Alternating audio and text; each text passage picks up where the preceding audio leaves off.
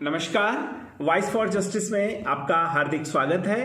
मैं प्रोफेसर राकेश कुमार आज 30 सितंबर को आपके बीच एक विशेष कार्यक्रम लेकर उपस्थित हुआ हूं। आज से 2 दिन पूर्व शहीद आजम भगत सिंह जी की जन्मतिथि थी और आज से 2 दिन बाद राष्ट्रपिता महात्मा गांधी की जन्मतिथि है।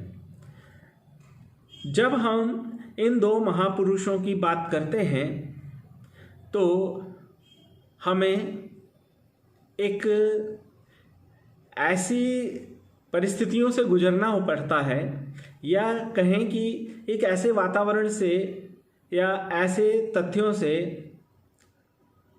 आमना सामना करना पड़ता है जो वास्तविकता से कहीं कोसों दूर होते हैं।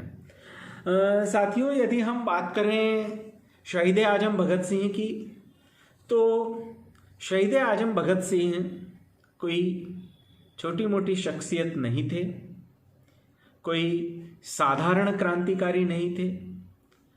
बहुत ही ज़्यादा पढ़े लिखे, इंटेलेक्चुअल यानी बौद्धिक रूप से बहुत ज़्यादा कहना चाहिए समर्थवान व्यक्तित्व के धनी थे। यदि हम ये कहें कि उस समय बाबा साहब भीमराव अंबेडकर जो कि सर्वाधिक इंटेलेक्चुअल व्यक्ति माने जाते हैं, उनके बराबर तो अध्ययन भारतीय इतिहास में तो वर्तमान परिप्रेक्ष्य में अगर हम बात करें तो कोई ऐसा बिरला भी उदाहरण उनके आसपास भी नहीं फटकता है। हाँ, लेकिन जब हम शहीद आजम भगत सिंह की बात करते हैं तो भगत सिंह जो है वो कहीं ना कहीं बाबा साहब के आसपास अध्ययन के संदर्भ में, रेफरेंसेस के संदर्भ में, वैचारिकता के धरातल पे बात करें तो बहुत मजबूती से खड़े होते हैं। एक ऐसा नौजवान जिसके सामने अपनी मृत्यु आसन्न थी और जेल में रहकर 1 वर्ष 350 दिन की अवधि उन्होंने जेल में व्यतीत की और इस दौरान उन्होंने जितनी पुस्तकों का अध्ययन किया वो एक साधारण व्यक्ति के बूते से बाहर है। यदि भगत सिंह जी के अल्प जीवन की हम बात करें कि इस अल्प जीवन में उन्होंने कितना अध्ययन अध्यापन किया, तो अभी हाल ही में उनके भांजे यानी भगत सिंह जी की बहन के लड़के जो कि प्रोफेसर है और शहीद भगत सिंह फाउंडेशन के नाम से उनकी एक संस्था है जिसकी अपनी एक वेबसाइट है।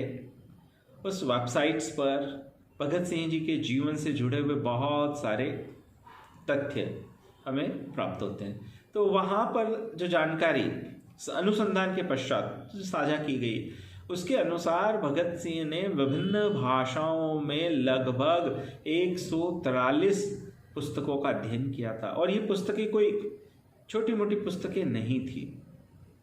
ये पुस्तकें विश्व जगत की महान विचारकों और क्रांतिकारियों और समाज सुधारकों, दार्शनिकों की पुस्तकें थी और इसके बारे में मैं और कहीं चर्चा करूंगा। आज इस चर्चा का उद्देश्य केवल इतना मात्र है कि भगत सिंह स्वयं यह नहीं चाहते थे कि उन्हें मृत्युदंड न दिया जाए। हाँ, भगत सिंह ये चाहते थे कि उन्हें फांसी न देते हुए गोली मारी जाए। तो अब आज हम एक जंक्शन पॉइंट है 28 सितंबर और 2 अक्टूबर के बीच की मध्य तिथि है। तो आज ये एपिसोड करने का केवल एक उद्देश्य है कि भगत सिंह की फांसी को कम करवाने में महात्मा गांधी की विफलता को महात्मा गांधी के जो भी आलोचक रहे हैं एक सुविधाजनक हथियार उनके हाथ में पकड़ा दिया है। और जब से व्हाट्सएप, फेसबुक यूनिवर्सिटी प्रारंभ हुई है तब से तो ये नैरेटिव जो है वो बहुत ज़्यादा चलन में आया, क्योंकि इन लोगों के लिए जो है वो महात्मा गांधी को नीचा कैसे दिखाया जाए, महात्मा गांधी के व्यक्तित्व को किस प्रकार से डाउन किया जाए, और ये सेट किया जाए कि महात्मा गांधी ने इन 3 महान शहीदों भगत सिंह, सुखदेव और राजगुरु की जान बचाने के लिए कोई कार्य नहीं किया और इनके जीवन को बचाने में अवहेलना की। लेकिन जब हम तात्कालिक परिस्थितियों का अध्ययन करते हैं तो हमारे सामने परिदृश्य कुछ और ही निकल कर आता है। मेरा उद्देश्य न तो यहाँ पर गांधी जी के पक्ष को प्रस्तुत करना है और न ही भगत सिंह जी के पक्ष को प्रस्तुत करना है। मेरा उद्देश्य केवल और केवल तथ्यात्मक जानकारी बताना है। उसके बाद आप स्वयं अपना निर्णय लें कि आप इस बारे में क्या सोचते हैं। और हाँ, कमेंट्स करके ज़रूर बताइएगा, क्योंकि अब तो हमारे देश के माननीय प्रधानमंत्री जी भी YouTube पर अपील कर चुके हैं कि मेरे चैनल को सब्सक्राइब करें, बेल आइकन को प्रेस करें, नोटिफिकेशंस को ऑल पर सेट करें, ताकि आप हमेशा अपडेट्स आपको मिलते रहे। तो मैं भी आपसे यही उम्मीद करता हूँ।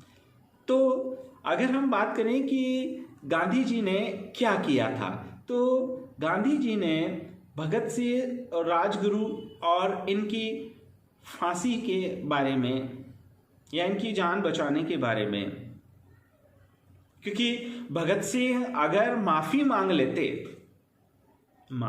लेते तो वे बच भी जाते, शायद बच जाते। आगे हम बात करेंगे उस विषय पर भी। तो हम बात करते हैं 31 जनवरी 1931 को। 31 जनवरी 1931 को इलाहाबाद में गांधी जी ने एक भाषण दिया था। उस भाषण में गांधी जी स्वयं कहते हैं कि मौत की सजा पाने वाले को फांसी नहीं दी जानी चाहिए। यानी गांधी जी जो है वो फांसी की सजा के विरोधी थे। वो कहते हैं कि मेरा व्यक्तिगत धर्म मुझसे न केवल ये कहता है कि उन्हें फांसी नहीं दी जानी चाहिए, बल्कि यह भी कि उन्हें जेल में नहीं रखा जाना चाहिए। हालांकि ये मेरी निजी राय है, ऐसा गांधी जी कहते हैं।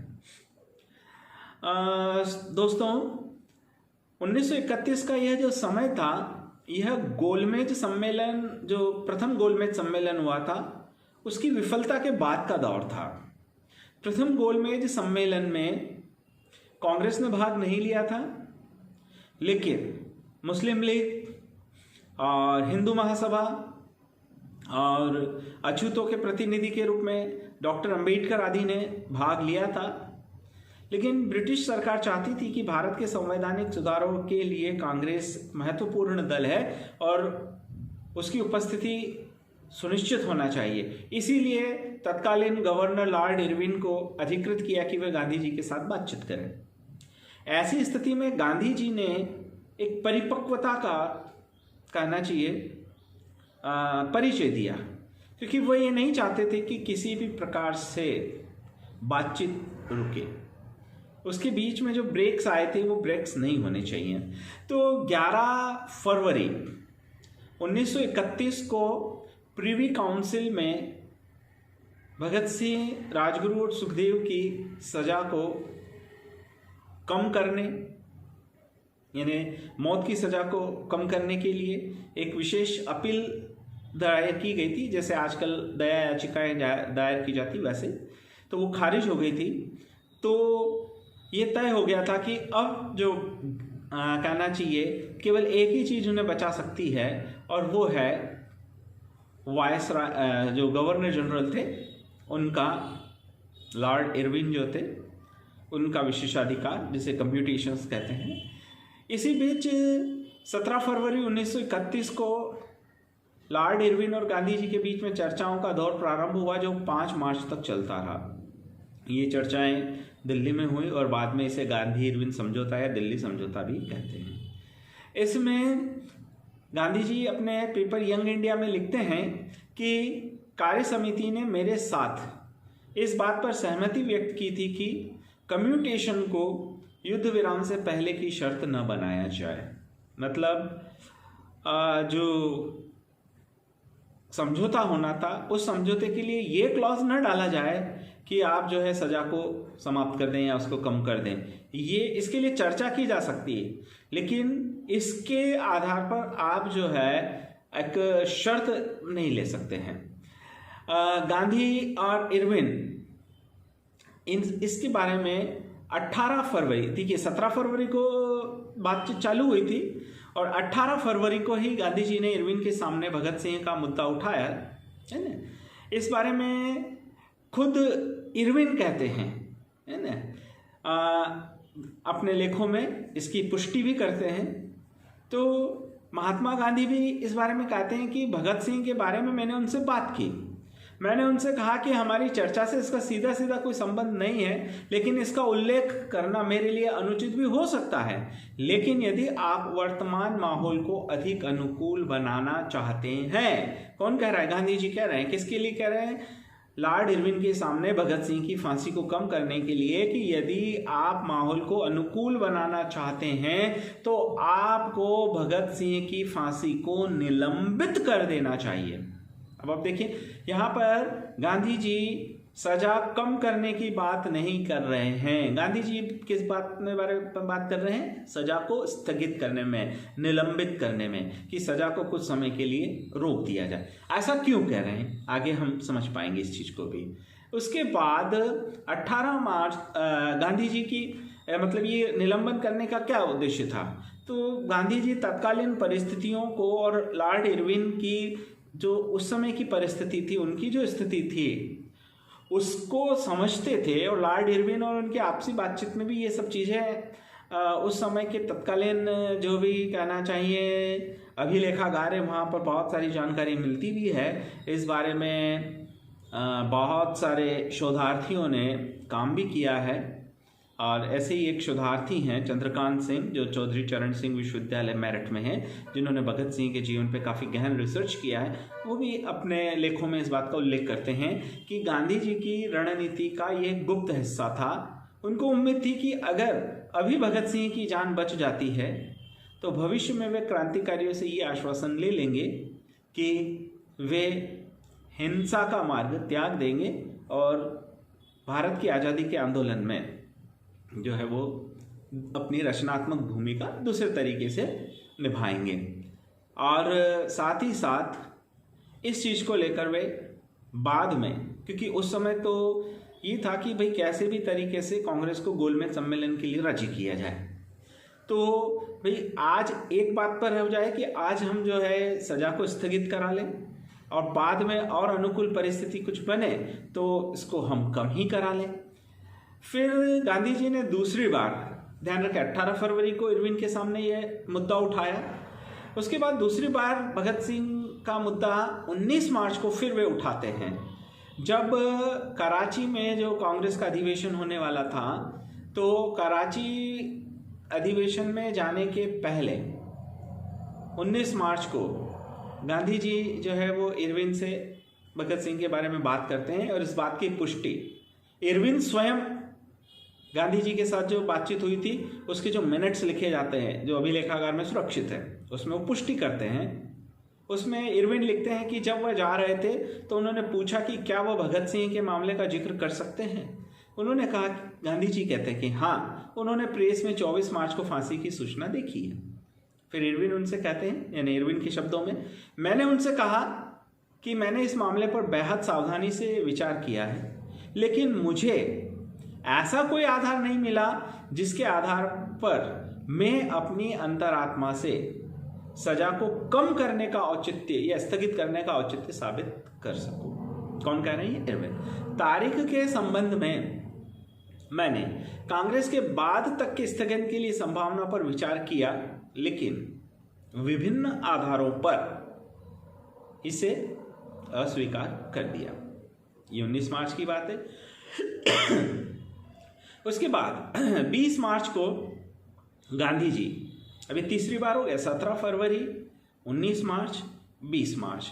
20 मार्च को गांधी जी गृह सचिव हर्बर्ट इमर्सन के साथ एक लंबी बातचीत करते हैं और उस बातचीत में वे कहते हैं कि क्या इस फांसी को कांग्रेस अधिवेशन के पहले, प्रारंभ होने के पहले इसको स्थगित करने की अधिसूचना जारी की जा सकती है, क्योंकि अगर ऐसा नहीं होता है तो कांग्रेस का जो अधिवेशन है उसमें बहुत अप्रिय स्थिति हो सकती है। क्योंकि कराची अधिवेशन होना था जिसमें ये तय करना था कि भाई गांधी इरविन समझौता हो गया है और अब जो है हम गोलमेज सम्मेलन में भाग लेंगे। ये मेन कराची अधिवेशन के पीछे की थीम थी।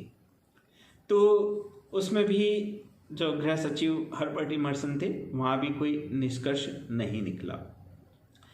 ये बातचीत करने के बाद एक अंतिम हथियार के रूप में, एक अंतिम प्रयास के रूप में गांधी जी ने आसफ अली मिशन, यानी आसिफ अली, है ना, इनके साथ में एक और नाम बहुत जुड़ जाता है, अरुणा आसफ अली, है ना, ये दोनों पति पत्नी थे। तो आसफ अली एक नामी ग्रामी वकील थे, जिनका आगे चल के इस बात के लिए जिक्र भी होता है कि उन्होंने गांधी भगत सिंह का केस लड़ा था, है ना, क्योंकि सरकारी वकील जो थे वो राय बहादुर सूर्यनारायण शर्मा थे और भगत सिंह और उनके साथियों की तरफ से आसिफ अली थे, ऐसा वर्णन मिलता है। तो आसिफ अली जो है वो अपनी पत्नी अरुणा जी के साथ जेल में जाकर भगत सिंह से मिलते भी हैं और उनको ये मनाने का प्रयास करते हैं कि वो ऐसा लिख कर दे दे कि वो हिंसा का मार्ग त्याग देंगे। लेकिन इस मामले में जो है वो चीज़ सफल नहीं हो पाई, जिसकी पुष्टि स्वयं आसफ अली करते हैं और ये 27 मार्च 1931 को प्रकाशित होती है। एक समाचार पत्र है भविष्य नाम का, उस समय का, उसमें ये प्रकाशित होती है।